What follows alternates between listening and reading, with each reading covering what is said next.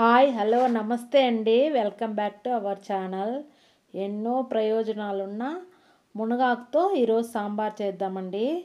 మునగాకులో చాలా విటమిన్స్ ఉన్నాయి, iron content కూడా ఎక్కువ ఉందండి.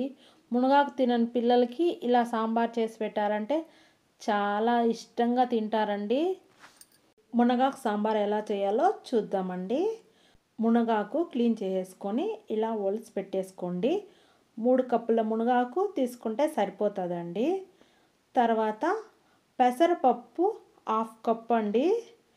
కందిపప్పు 1/2 కప్ తీసేసుకొని నేను ముందే ఉడికించేసి పెట్టేసుకున్నానండి. పప్పును పప్పు గుత్తితో మెత్తగా మెదిపేసి పక్కన పెట్టేసుకుందామండి. చాలా త్వరగా అయిపోతుందండి. ఇప్పుడు ప్యాన్ పెట్టేసుకొని అందులో 4 టేబుల్ స్పూన్స్ ఆయిల్ వేసుకోండి. తర్వాత 1 స్పూన్ ఆవాలు, 1 స్పూన్ జీలకర్ర వేసుకోండి. ఆ తర్వాత కరివేపాకు కొద్దిగా వేసుకోండి. పెద్ద సైజు ఆనియన్స్ 2 తీసేసుకొని కట్ చేసుకొని ముక్కలు వేసుకోండి. తర్వాత సాల్ట్ కొద్దిగా వేసారంటే ఆనియన్స్ త్వరగా ఫ్రై అవుతాయండి. ఇంగువ 1 టేబుల్ స్పూన్ వేసుకొని ఫ్రై చేసుకుందామండి. ఆనియన్స్ ఫ్రై అయ్యాక ఇందులోకి 1 ఇంచు అల్లము, ఒక పెద్ద తెల్లగడ్డ తీసుకొని ఒలుసుకొని దాన్ని పేస్ట్ చేసుకొని వేసుకోండి. ఫ్రెష్ జింజర్ గార్లిక్ పేస్ట్ వేస్తే చాలా టేస్ట్ ఉంటుందండి. తర్వాత ఇది కొద్దిగా ఫ్రై అయిన తర్వాత ఇందులోకి పెద్ద సైజు టమోటోలు 4 తీసుకొని ఇలా చిన్న చిన్న ముక్కలుగా కట్ చేసుకొని వేసుకోండి. ఇందులో పులుపు ఏం వేయమండి, టమోటాలే సరిపోతాయి. తర్వాత పసుపు 1 టేబుల్ స్పూన్ వేసుకొని రుచికి తగినంత ఉప్పు కూడా వేసుకోండి. ముందే మనము ఆనియన్స్లో వేసాం కదండి సాల్ట్, దాన్ని చూసుకొని ఉప్పు వేసుకోండి.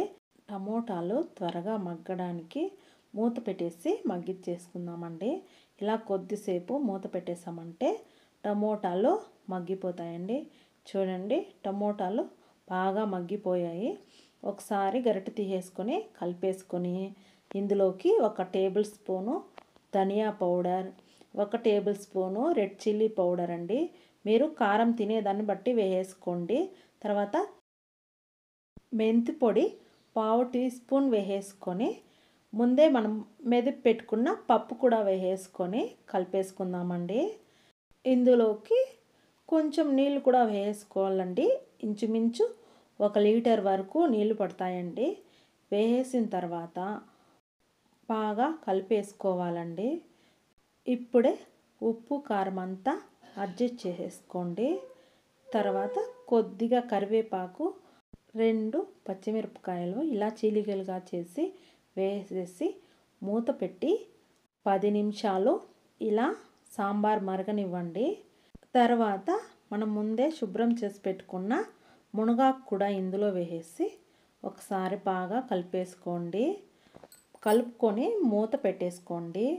ఇలా మూత పెట్టేసుకున్న తర్వాత ఒక 10-15 నిమిషాలు సాంబారు ఉడికిందంటే సరిపోతుందండి. మునగాకు కూడా ఉడకడానికి టైం ఏమి ఎక్కువ తీసుకోదు, త్వరగానే అయిపోతుంది. ఇలా ఉడికిన తర్వాత ఫైనల్గా ఇందులోకి కొత్తిమీర వేసుకొని సర్వ్ చేసుకుంటే మునగాకు సాంబార్ రెడీ అయిపోతుందండి.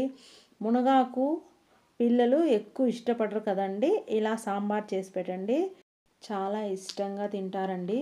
పిల్లలకే కాదు పెద్దలకు కూడా చాలా మంచిది. ఎన్నో పోషక విలువలున్న మునగాకు సాంబార్ను మీరు ట్రై చేసి మీకు ఎలా కుదిరింది మీ అమూల్యమైన ఫీడ్బ్యాక్ను నాకు అందించండి. అలాగే ఈ వీడియో నచ్చినట్లయితే సబ్స్క్రైబ్ చేసుకొని సపోర్ట్ చేయండి. మళ్ళీ ఒక మంచి రెసిపీతో కలుద్దామండి. Take care, bye bye.